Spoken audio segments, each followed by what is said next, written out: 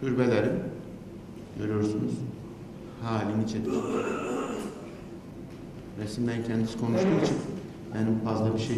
Bu resimde Kaşgar'ın içinde. Bu da bir cami için. O Türkistan'a giderseniz en çok üzüleceğiniz şey camilerin halini görmek olacak. İnanılmaz şekilde bakımsız. Elbette camilere gençler giremiyorlar, yasak çünkü. Bir halk pazarı. Anadolu'daki bir kasabadaki pazar gibi. Apak Hocam, Uygurların en çok tartıştığı kişi bu Apak Hocam. Hocalar sülalesinin bir ferdi. Hain miydi? Vatansever miydi? Çinlilerle işbirliği yaparak iktidarı ele geçirmiş. Bugün de pek çok Uygur kendi arasında tartışırken ben şahit oldum. Yok Apak Hoca iyidir, kötüdür falan. Ama türbesinin içinde onlarca kendi soyundan kişilerin şeyleri var. Mezar var. Evet, bu gerekli bir bilgi. Bu görüntülerden sonra biraz da kendim şahit olduğum, yaşadığım şeylerden bahsetmek istiyorum. Eğer Doğu Türkistan'da yaşıyorsanız, bir Uygur Türküyseniz, bir devlet görevlisi olabilmeniz için Komünist Parti'ye üye olmanız gerekiyor. Komünist Parti, üniversite mezunusunuz, devlette işe girmek istiyorsunuz, Komünist Parti'ye üye olacaksınız. Bu bir zorunluluk. Komünist Parti'ye üye olursanız, camiye gidemiyorsunuz, oruç tutamıyorsunuz. Niye? Komünistsiniz siz. Komünist oldunuz, oruç tutmanıza, namaz kılmanıza gerek kalmadı. Bu şey değil yani, anekdot falan değil. Bunu onlarca defa bizzat yaşayan kişilerden duydum. 18 yaşında küçükler camiye giremiyor. Öğrenciler camiye giremiyor. Komünist aday olduğu için. Son 15 yıl önce falan bir şey çıkarmışlar Çin'de. Doğu Türkistan'daki gençleri Çin'in iç bölgelerine giderek meslek liselerine okutmak yatılı olarak. Mesela Turpan bölgesinden 2-3 sene önce yaklaşık 10.000 kişi, bir yılda 10.000 kişi götürülmüş. Bu gittikleri yerde o okulda okuyan öğrencilerim anlattı bunu bana. Manas Üniversitesi'nde Uygur öğrenci. Gittikleri yerde Çinceler iyi olması için kendi ana dillerini konuşamıyorlar. Bakmışlar ki herkesi götüremiyorlar. O kadar herkesi götüremiyorlar. Bu sefer mesela Turpan'da, Aksu'da yatılı bölge okulları açmışlar. Yatılı bölge okullarını ailesi orada olduğu halde çocuklar yatılı bölge okullarını almışlar. Orada yine bunun adı yani toplumla iyi kaynaşmasını sağlamak buradaki insanlar. Uygurca konuşamıyorsunuz. Kendi aranızda toplumla kaynaşmak için Çince konuşmak durumundasınız. Çocuklar hafta sonları evlerine gidiyormuş. Evci çıkıyorlar. Bunu yasaklamışlar. Çünkü pazartesi günü evlerine geldiklerinde Çince'yi güzel konuşmamaya başlamışlar. Kendi evlerinde Uygurca pratik yaptığı için. Siz evinize gitmeyin. Evinize gitmeniz bizim lehimize olmuyor diye. Biz Urumçi'ye indiğimizde İsmail Bey'in Türkistan'daki YS Üniversitesi'nden öğrencisi karşıladı bizi. İşte, hocam misafir etmek istiyoruz falan diye. Her yerde Doğu Türkistan'a giderseniz mutlaka sizi karşılayan birileri olmalı. Eğer başınıza bir iş gelmek istemiyorsanız. Polise gittik. Registrasyon, orada kalma izni. Geldiğimizi belirti belge için. Orada dedi işte hocalarımız bizde kalacak. Polis dedi ki kalamaz dedi. Niye kalamaz? Siz yabancılar misafir edemezsiniz. Kanunlara göre. Peki ne olacak? Otelde kalacaklar. İyi de o zaman otele gidelim. Ama her istediğiniz otelde de kalamazsınız. Niye parasını vereceğiz? Otelde kalacağız. Her istediğiniz otelde kalamazsınız. Çünkü Çin hükümetinin yabancıların kalabileceği belirlediği oteller var. Bunun gerçek olduğunu başka şehirlere gidince öğrendik. Mesela Turpan'a vardığımızda devasa Turpan Oteli var. Sadece orada kalabiliyormuşuz. Niye öyle? Oradaki yetkililer bize şey diyor. İşte yabancılara iyi yerde kalmalarını sağlamak için devletin aldığı bir tedbir. Yabancılar, ben kendi içimde şöyle bir şey düşündüm. Yok, tam da bu böyle değil galiba. Yabancılar yanlış bir şey, onlara göre yanlış bir şey yapmasının önüne geçmek için galiba.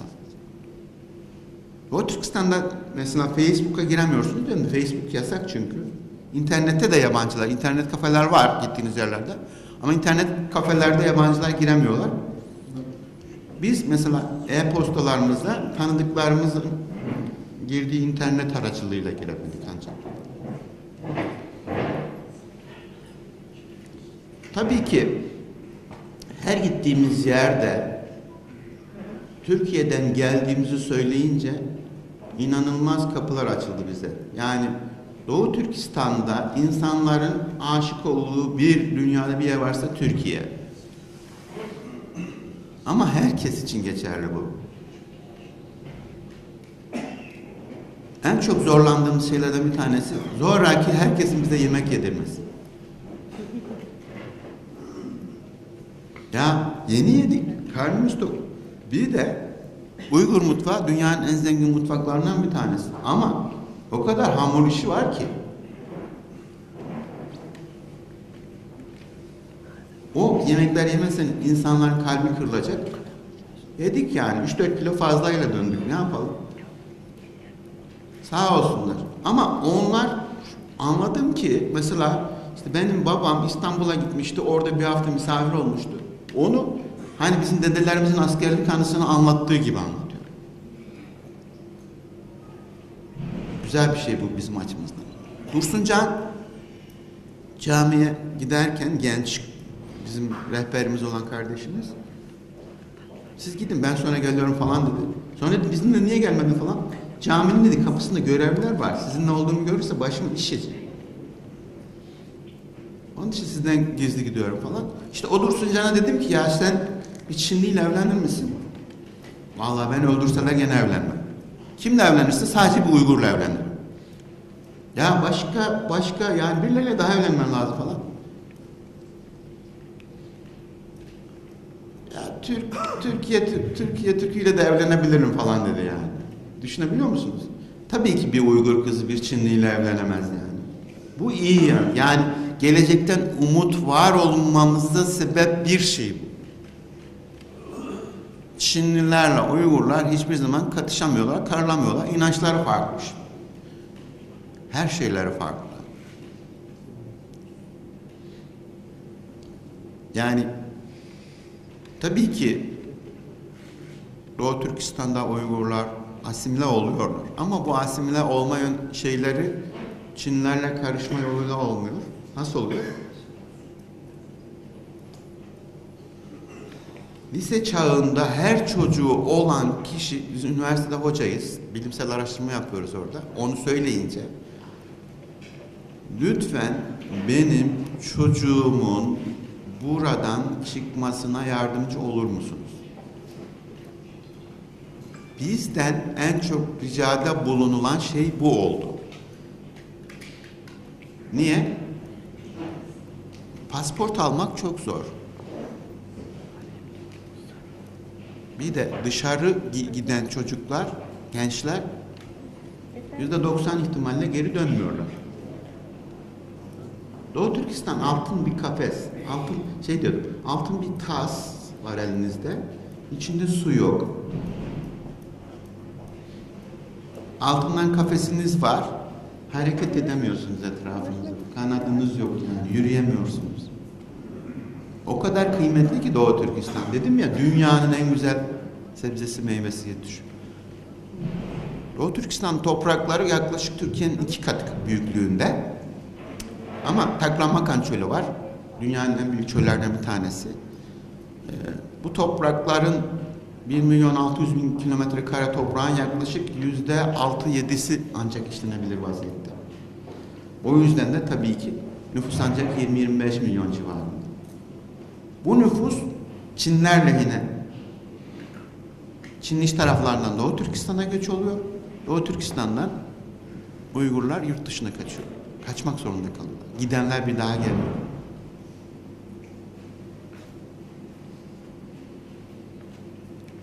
Oradaki Uygur kardeşlerimiz 20 gün boyunca bu söylediğim şekilde bizi her köye, her kasabaya, her tarihi şehre götürdü, gezdirdi, yedirdiler, içirdiler. Ama hiçbir karşılık beklemedim. O kadar kardeş, o kadar dostçalardı ki ben kendi kendime bundan sonraki hayatımda Sibirya tamam, Kırgızistan tamam, Türkolojiye hizmet tamam ama mümkün olduğunca Doğu Türkistan'la ilgili bir şeyler duyurmak gerekiyor dünyaya. Kırım'da da meselemiz var, Suriye'de de var, Irak'ta da var. Ama oradaki insanlar kaçabiliyorlar en azından. Çinlilerin hoşuna da gidebilir bir noktadan aslında Uygurların Doğu Türkistan'ı terk etmesi. İki seçeneği var. Ya kaçacak ya da esir olacak. Esirseniz yine iki seçeneğiniz var. Bir tanesi oradaki bulunduğunuz şartları kabul edeceksiniz. İkincisi bu Çin'in zulmünü gören aşırı uç tarikatları, Vahhabilik gibi mesela, orada yaygın bir şekilde örgütlenmeye başlamışlar. Bize Uygur kardeşlerimizin söylediği bu. Çok yaygınlaşıyorlar. Normal inançtan bir insan, tabii ki bu baskıları, zulümleri görünce normal bir hayata devam edecekken sivrilebiliyor. O uçtaki insanların içine girebiliyor. Derler ki zaten Çinliler de bunu bu uça atmak istiyor. Bu insanlar. Sivriltmek istiyor. Niye? Her gün duyuyorsunuz. Bir ayda bir duyuyorsunuz. İşte Doğu Türkistan'ın bir kasabasında hücre evi basıldı. 10 kişi öldürüldü. Tarikatçılar. Öldürene kadar sen görmüyor muydun onları? İyi niyetliysen. Yürüdüğünden, insanların yürüdüğünden bile haberin oluyor yani. Camiye kim girdi, kim çıktı ondan bile haberin oluyor. Adamlar 10 kişi örgüt kurdu, teşkilatlandı, sana karşı bir şeyler yapacaklar. Gidiyorsun, zaten önceden hazırlanmışsın, öldürüyorsun onları.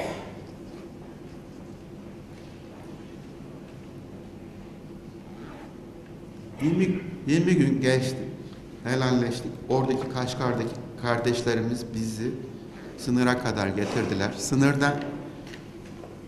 Sınır dediğimizi Artuş'un olduğu yer. Sınırdan çıktıktan sonra 200 kilometre daha sınır gidiyorsunuz. Yani Çin'in içinden gidiyorsunuz. Bu Kırgız Oblastı, Kırgız özel bölgesi. Uygur, Doğu Türkistan'ın içindeki. Kontrol noktasında 10-15 tane şey var. Çinli asker. Şiddet görmedim. Allah büyüktür, yalan. Ama zaten Çinlinin şiddeti çoğunlukla şey değil. Fiziki olarak insanlara dövme değil. Psikolojik. Çin işkencesi dediğimiz var ya, psikolojik olarak sizi yok etmemiz. Ben bizzat yaşadım bunu. Ömrüm boyunca da anlatırım her yerde. Kendim yaşadım çünkü. Adam 500 GB'lık bilgisayarını tam 4 saat aradı. Ama tek tek bütün resimlere baktı. Ya kardeşim yok bunun içinde. İstersen sabaha kadar ara. Yok yani. İllegal hiçbir şey yok. Bak işte çektiğimiz resimler var. 10.000 tane resim var. Hangisine bakıyorsan bak. Herhangi bir gayri hukuki bir şey yok yani. Bizde yok. Ne yaparsan yap bulamayacaksın. Ama böyle yapıyor. Sırıtıyor. Ve sırıtıyor her zaman. Çin askerler her zaman gülümsüyor böyle. Gıcık vermek için yapıyorlar onu herhalde. Ve hiç cevap vermiyorlar size. Geçtik oradan bir daha. Geçtik oradan bir daha. Ya güya taksiyle gidiyoruz. En son geldik. Dedi ki buradan öteye tamam sınıra geldiniz. Taksici sizi bırakıp gitsin. Taksici bizi bırakıp gitti. Sınır nerede? Bura kapı nerede? Dediler 10 kilometre ötede. Yahu Pamir dağlarının eteğinde eksi 30 derecedeyiz. Ocak ayının 28'i. 10 kilometreyi yürüyerek gideceğiz. Elimizde de 30-40 kilogram gördüğümüz kitabı almışız, toplamışız valizlere. Tam 2-3 saat yalvardık. Biz yalvarırken 2 kişi değiliz tabii ki. 10-15 kişi oldu. Uygur'u geldi, geldi, Özbek geldi, Kırgız geldi. Onların dilinden bilenler de geldiler. Ya buradan oraya gidemeyiz yani. En azından oranın yakınına kadar bizi bir şeyle gönderin falan. Sonra bir tane Özbek'le şey oldu. Bir tırcıyla anlaştım dedi. Tır. Kasası üzerinde şey olmayan bir tır. O petrol falan taşımış. Yağ, zift şeylerle, valizlerle falan hemen koşuşturuverdik. 10-15 kişi birden.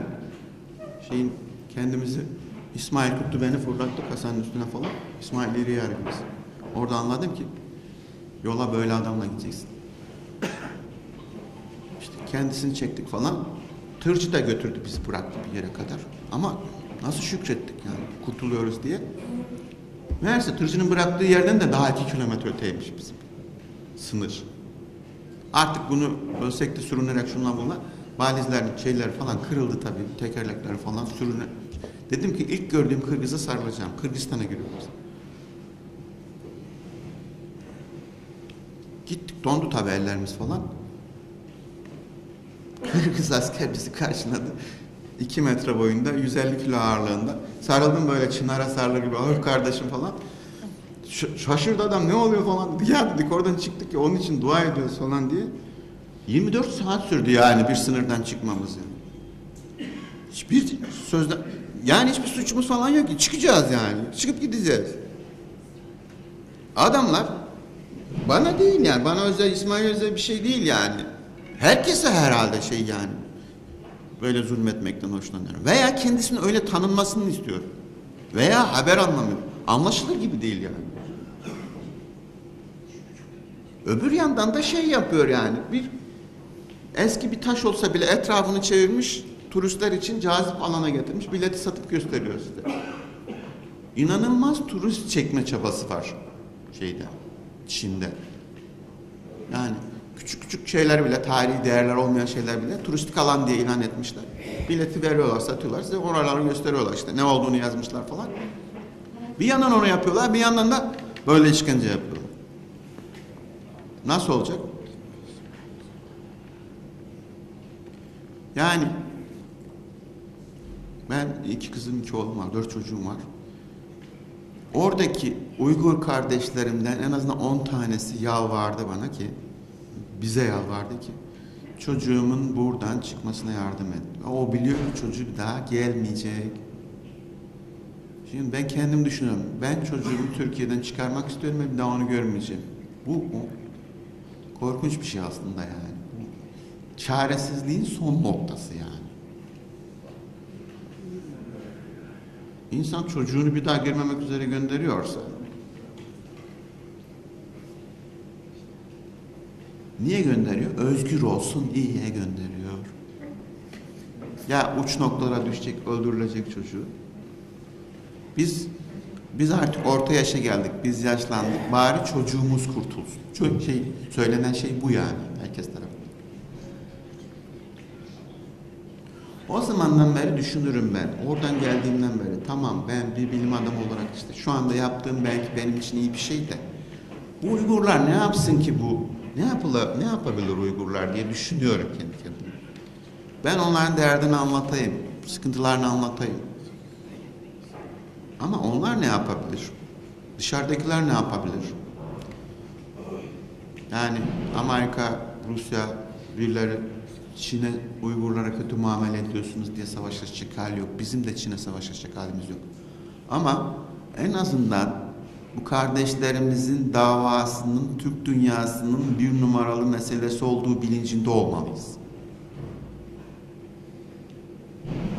Esir yaşamakla yaşamamak arasında Doğu Türkistan'daki Uygur kardeşlerimiz şu an. Esir. Düşmanımın düşmanı benim dostumdur diye bir söz var. Uygur davası konusunda Amerika ile işbirliği yapmalıyız. Çünkü Çinliler kendilerinin kötü reklam edilmesinden çok korkuyorlar.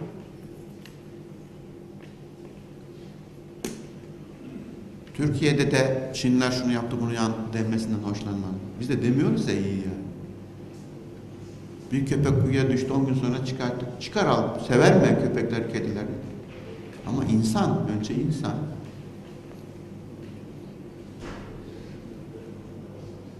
Bir de insanlar hemen bu işte Reyna olayında çok kötü yaşadık. Yazdım, çizdim ben sağda solda. Hemen delil yok, şey yok, ortada iftira atıyoruz. O kadar toplum üzerinde o kadar kötü etkisi var ki bunun yani. Kaldı ki o kişi Uygur da olabilir, Türk de olabilir, Kırgız da olabilir. Ama kötü bir adam o. Toplumu sen bununla yargılayamazsın yani. Ferdi, suç ferdi yani. Zaten adamın tipi Uygur'a, Kırgız'a, şuna buna benzemiyor. Biraz kültürü, o coğrafyayı bilen birisi olsa öyle demez zaten.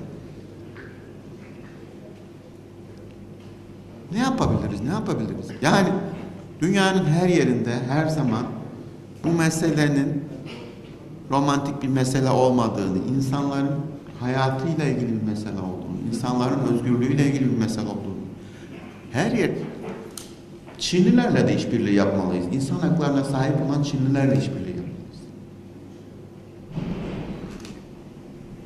Bakın Çin'de Çinlilere de işkence ediliyor ha. Yani bunlara Uygur diye sadece yapılıyor diye başka toplumlara da yapılıyor. İnsan hakları, özgürlükler açısından temel olarak bakmalıyız bunlara. Adam köyünden çıkıyor, şehre gidemiyor. İzin almasın abi. Tonlarca adam gördüm ben Doğu Türkistan'da. Kuyruk bekliyor.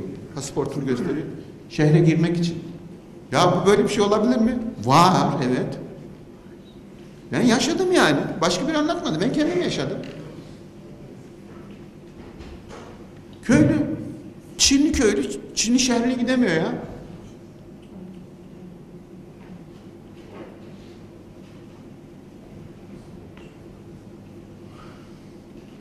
İnsanlar inanıyor, inandığını yaşayamıyor. En temel insan hakkı değil mi bu?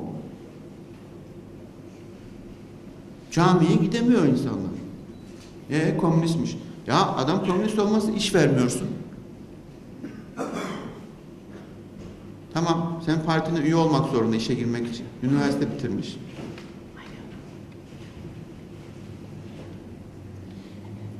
Derim ki bu kardeşlerimizin yanında olalım. Her platformda, her yerde bunların dertlerini dile getirelim. İnşallah Allah sağlık verdiği sürece ben Türkiye'de de olsun, başka yerde de olsun yaşadıklarımı, bu şey değil yani, fazlası yok. İnsan olduğumuz için dedim ya, Turan hocam Allah rahmet etsin diye bu davaya ömrünü verdi. Ne güzel ömür oldu değil mi ya?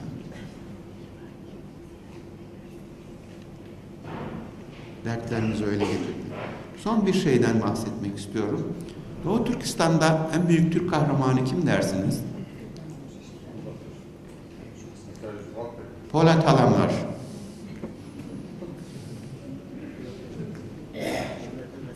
İnanılmaz. Yani bir insan bu kadar mı sevilir?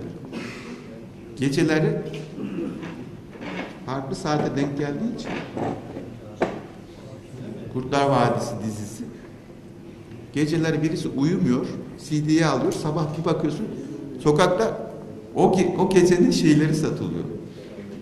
O günkü satılıyor. Ya niye Polat Alemdar ya bu kadar yakışıklı bir adamı, niye Uygurlar bu adamı bu kadar çok seviyor?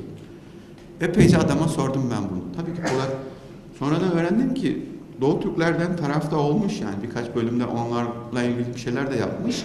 Ama asıl mesele o değilmiş. Polat Alemdar cazip çünkü. Niye cazip?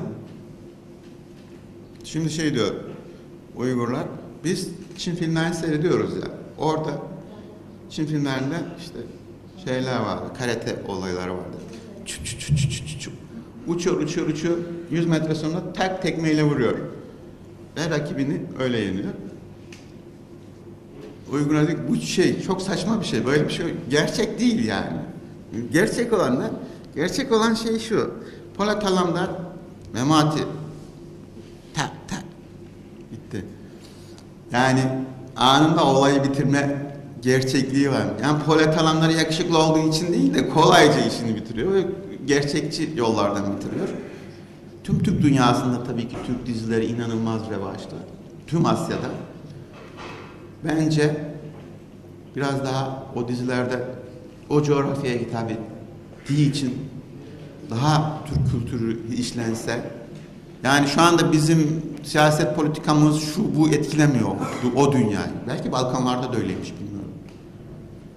Ama Türk dizileri, orta yaşlı kadınlar, yaşlı kadınlar falan da Türkçe öğreniyorlar.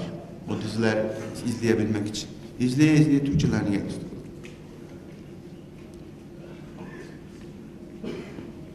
Keşke Polat Alemdar'a ihtiyaç olmasa. Keşke